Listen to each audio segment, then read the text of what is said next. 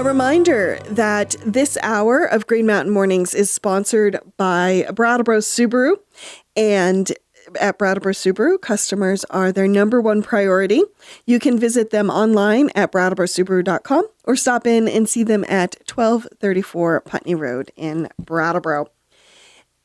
I do have one person in the studio with me, and that is Nolan from BCTV, because he's here filming Green Mountain Mornings tonight, which will air later today at BCTV. And it is being sponsored by Brattleboro Savings and Loan.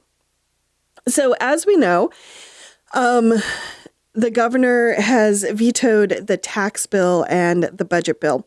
And I mentioned in the 7 o'clock hour some of his thoughts behind that. I just wanted to touch base on a couple other things that he has mentioned. He sent pretty detailed letters to the legislature about why he's doing the veto that he's doing.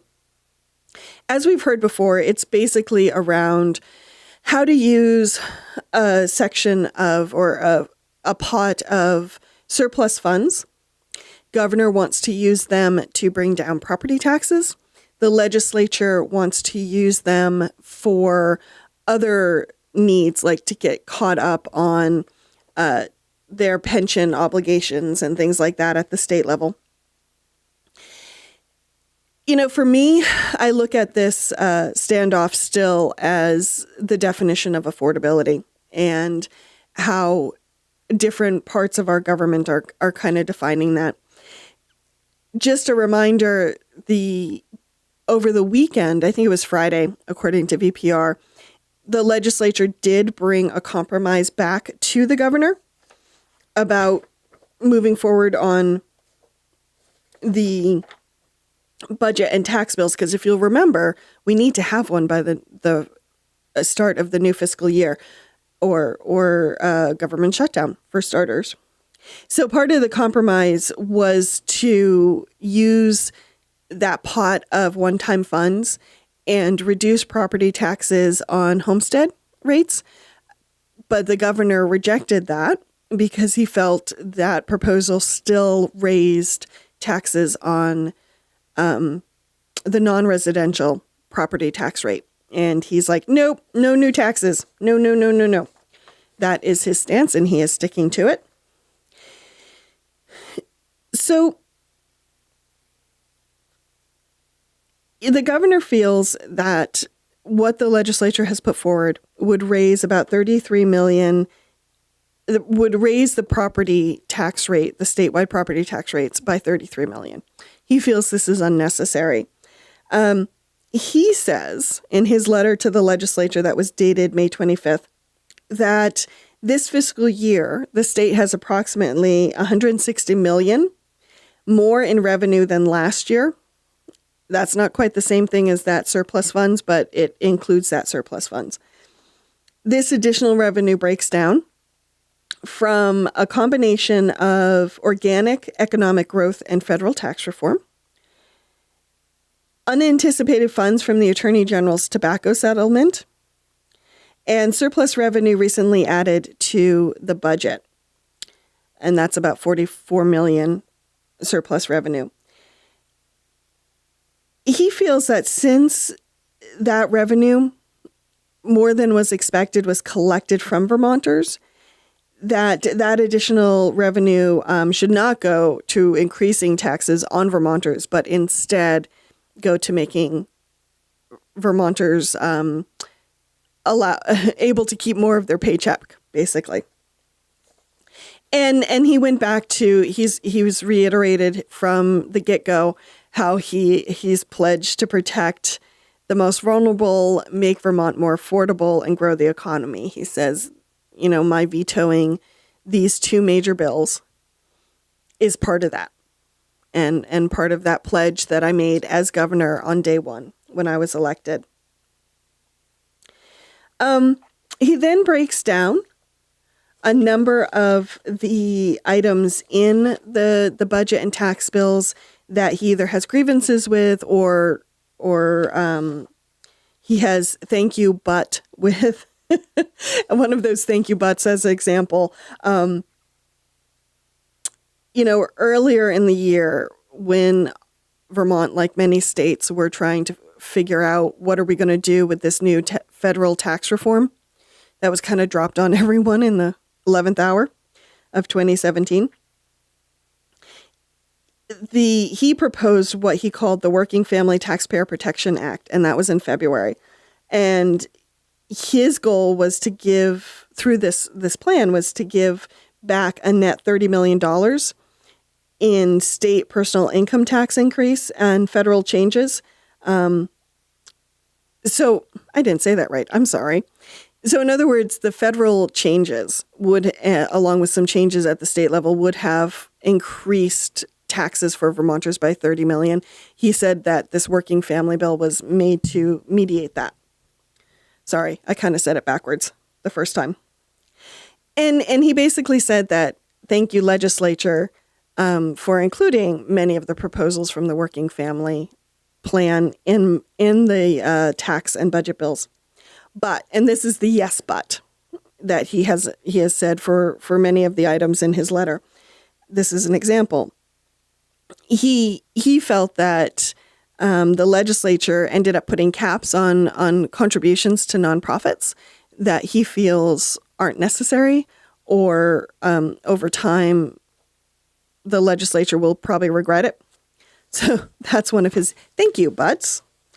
And then he reiterates that he wants to move forward with a 5-year plan to stabilize education and tax rates and reinvest savings. And basically, we've heard it before. He just outlined all the reasons he wants to save money and how his 5-year plan will do it. When I talk to legislatures, at least from Windham County, they have not been really impressed with this 5-year plan. They feel it was just kind of this broad strokes rather than something concrete that either lawmakers or school administrators could do something with. So that whole 5-year plan is still up for debate, I think, for many people. And that was the 5-year plan that the most popular part or most discussed part was the teacher to student ratios or staff to student ratios. Yes. And then he also outlined some of his concerns with tax yield and tax structure and things like that. He also reiterated how much he wanted to create the staff to student ratio task force, and other new structures within the education system. He really focused a lot on the education system. So that's kind of the very bare bones of that. I have a feeling that John Walters from 7 Days, when he calls in tomorrow at 7:30, I hope you guys will listen to that because he's been following all this with a very fine-tooth comb. And he's actually on the ground in Montpelier, so I am looking forward to hearing what he has to say on all this. You know, for me, all this still comes back to your definition of affordability, really. And does that affordability come through tax cuts? Does it come through raising the minimum wage, which was one of the other pieces of legislation the governor vetoed, or does it come through a combination of all that? You know, I'm not sure that the legislature and the governor have still come to terms with that. And I'm not sure they're using the same vocabulary when they talk about affordability at the legislative level. And, you know, that might be the real problem, because how do you get on the same page if you're not even using the same vocabulary and if you're not using the same terms to describe what it is you're trying to reach, you know, the goals that you're trying to achieve. If you're using completely different definitions, how are you going to come to a common ground? We are back. This is Green Mountain Mornings on KVT Talk, where Brattleboro listens. I'm your host, Olga Peters, 38 minutes past the top of the hour. And hey, Chris Mays, who's calling me from the parking lot of the Brattleboro Retreat. How are you? I'm doing well. Lots of driving this morning. So since you saw the backup firsthand, did you have a chance to talk to like any police officers or? No, I didn't see any police. Where I got up to where Home Leader Center is, and they had someone. It looked like maybe an employee or someone just turning people around and telling them to go take Sunset Lake Road. Okay. And that brought me out onto Route 30 in Dummerston. So now I'm sitting at the Retreat Farm parking lot. Well, thank you so much for being on the show, despite the hiccups in your commute this morning. I really appreciate it, Chris. Yeah, I don't want to jinx it, but this hasn't ever happened in the last few years that I've been on the show, so it must be pretty bad. Yeah. Well, okay, everybody knock wood. We don't want to jinx anything, so touch wood. Chris, you attended Memorial Day services yesterday in Brattleboro. What was the overall message from some of the speakers? Well, a lot of them want people to think about the men and women in service more often than just Memorial Day. And that's something, you probably hear almost every year or every few years. That was really the message yesterday. They didn't have anyone special as their speakers, just like a single speaker. Instead, they had 5 representatives, the commanders of the local veterans organizations, speak about what they do and how they help veterans and also the community, which was nice to hear. And, the person who led the ceremony, Chris Noble, he basically said at the end, I challenge everyone who's here today to bring somebody who wouldn't come next year. He said, over the next 2 years, let's try to fill the green. It's out on the Brattleboro Common by the kind of close to where I'm at right now by the Brattleboro Retreat. And so I thought there were a good number of people there, but apparently him and some of the other people, some of the other veterans there, they would like to see more people show up and support them and their fallen comrades.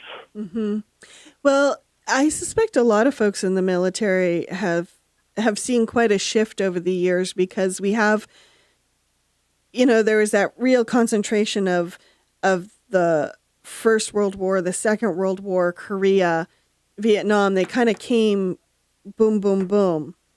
And so I suspect for a long time, military was much more part of everyday culture. Yeah, that's a great point. Yeah, we've kind of fallen away from it a little bit.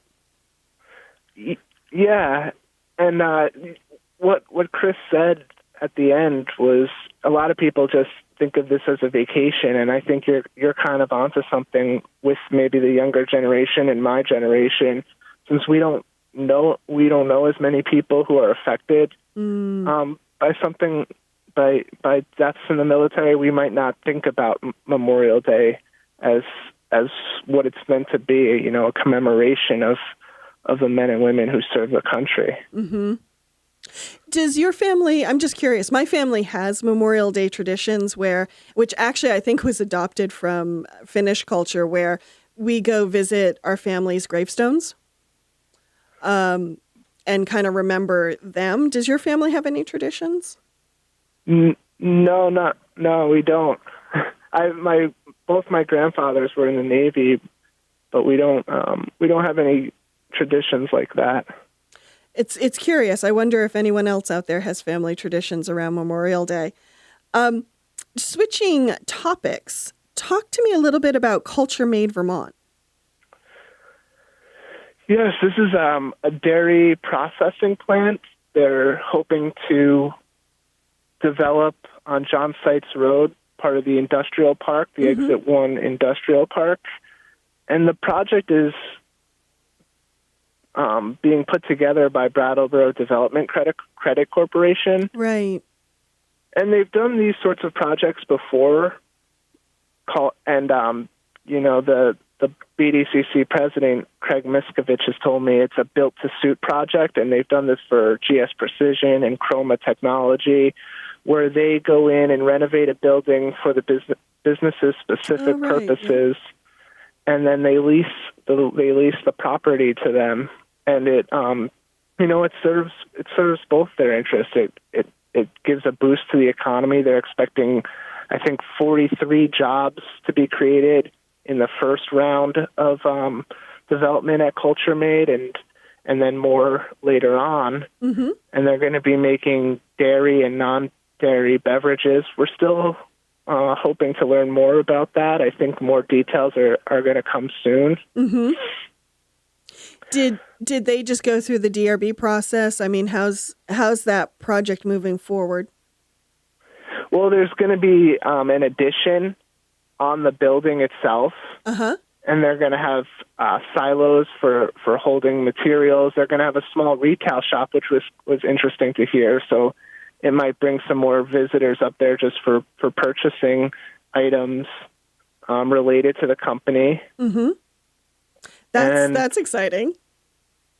Yeah, and then they'll have an area where trucks come in and pick up the milk or whatever other beverages they have. Mm-hmm. And so I think they're expecting about 4 trucks a day, maybe, coming in and out of the property. Mm-hmm. Okay.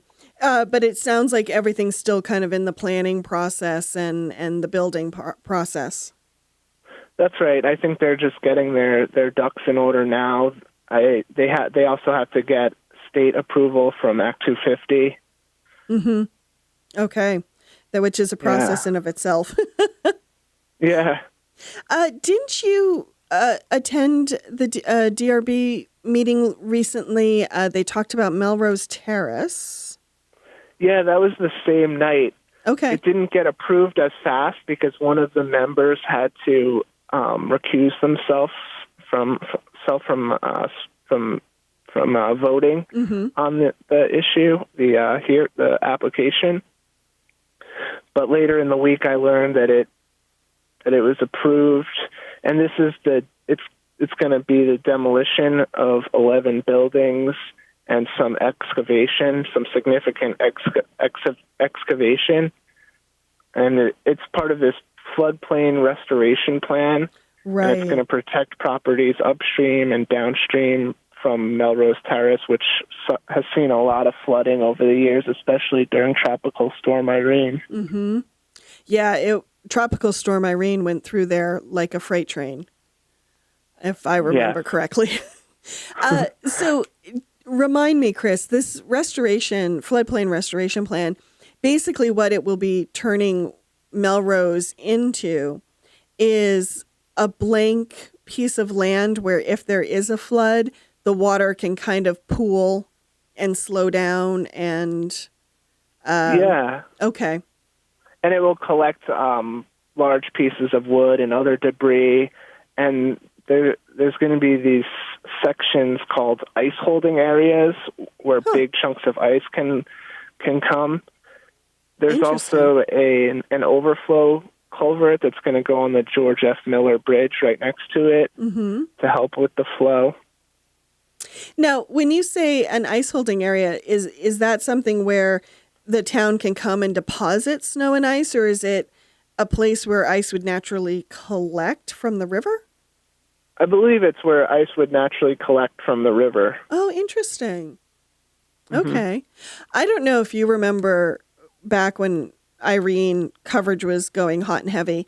I had an interesting conversation with, I think, a river engineer who said the purpose of floodplains is what it does is it allows the water to slow down and some of the volume decrease. And that's why they're so important for everything downstream, because floods get a lot of their damage ability through their speed as much as they do through the amount of water. Like how high they might go up on a building. Yeah, that makes sense. I know, isn't it fun to sound smart? It happens every now and then, rarely, but it does happen. Tell me a little bit about, I think I heard Natalie talking about this in her local news break, but in Townsend, there was a suspicious device. They called in the bomb squad.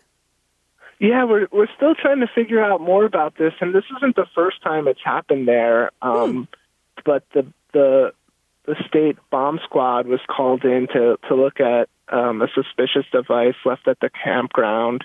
There was no note or message attached with the device, and we're still trying to figure out what the device was. I've left a message with public information officer, but the FBI was involved and the state police. So it must have been kind of an interesting scene. Yeah, it was. And do you happen to know if the call came from a member of the public that there was a suspicious device, or did it come from like someone at the state park, like a state worker or something? No, I'm not sure. The state police said they received a call and they didn't specify where it came from. Mm-hmm. And just for clarification, is this the Townsend State Park that's the dam is part of? I believe so. Okay. Hence, it's on State Forest Road. Hence the FBI. We don't want bombs going off near dams, even unlikely bombs, things that aren't bombs. Well, I look forward to hearing more about this as more information becomes available. What else is on your list of stories that you're watching? Well, I'm watching the Dover Select Board. They're collecting surveys at the town office right now. Right. Yes. They're trying to figure out how the town feels, how the residents, second homeowners, and business owners feel about hosting medical marijuana dispensaries. Mm-hmm. There's been one that's been pitched, but they also want to know how people feel about recreational sales. Right. I think they're looking at what might come down the road after marijuana will be allowed to be consumed and people can possess up to two mature plants and an ounce of marijuana starting on July 1st. And I think the board is anticipating the state legislature moving to legalize recreational sales later on. Mm-hmm. And if I remember correctly, actually, I'm looking through your article.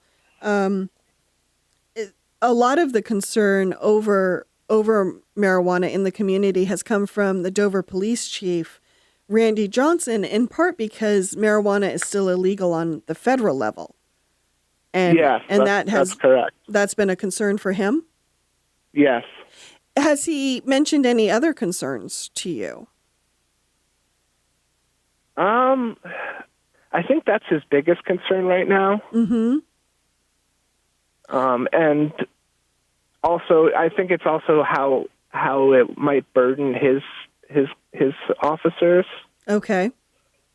If he has more to look after, he might feel his department stressed from it. Mm-hmm. It's a good point. I mean, when you have Dover's in such a unique situation, as is Wilmington, because they have one set of population during the work week.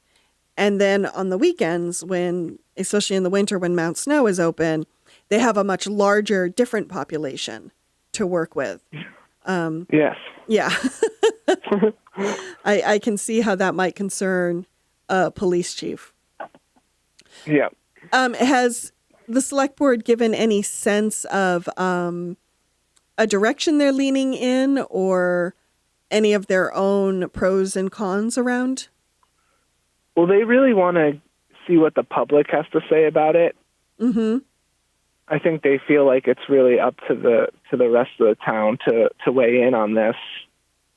I know they're going to wait till they get the surveys before they draft an ordinance. Mm-hmm.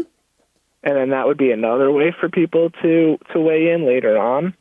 Ah, good point. And so far, last week, I was told a large number of residents, taxpayers, voters, I guess you would call them,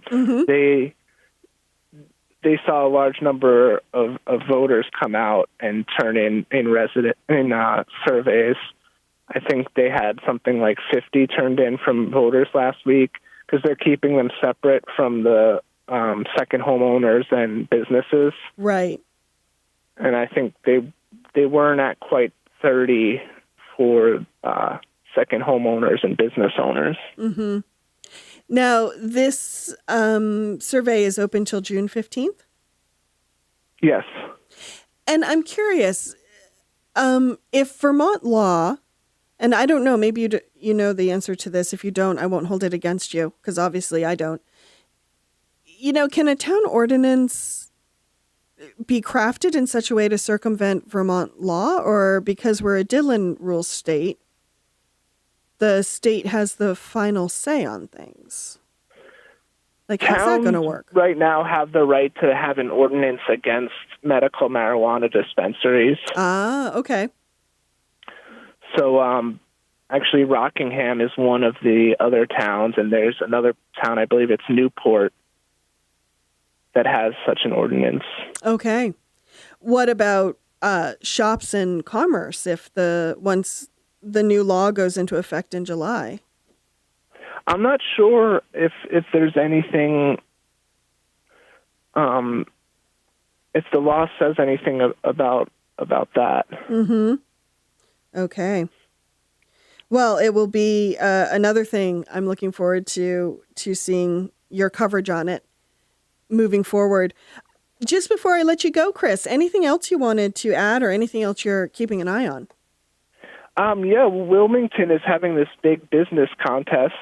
Oh, the right. winner, there will be one winner who gets $20,000 if they'll open their business in downtown Wilmington. Mm-hmm. They had a big kickoff event last week with an idea jam, which saw some residents and some local business owners talking about ideas, throwing around ideas for potential businesses and what they might like to see or what they might like to create. Mm-hmm. So that will be interesting to watch. There's a series of steps. I think in July they'll pick up to 5 finalists. Then they'll develop a more fuller business plan, and then the winner will be selected in October. Okay. Oh, that's exciting. That's exciting. What were some of the ideas that got kicked around? There was one for kind of a flea market. The town manager said an eclectic flea market where a bunch of little businesses that might not be able to make it on their own in a building come together and share a big building. Mm-hmm. There was an antique mall pitched. Someone wanted a noodle restaurant, something like a Vietnamese noodle restaurant. Mm-hmm. A shoe store. Nice. Yeah. Oh, okay. One idea was to have half the store be ski gear and half the store be everyday clothing. Okay. Lots of great ideas. Well, hey, Chris, I've got to let you go because unfortunately we're out of time. But thanks again for calling in from the retreat parking lot.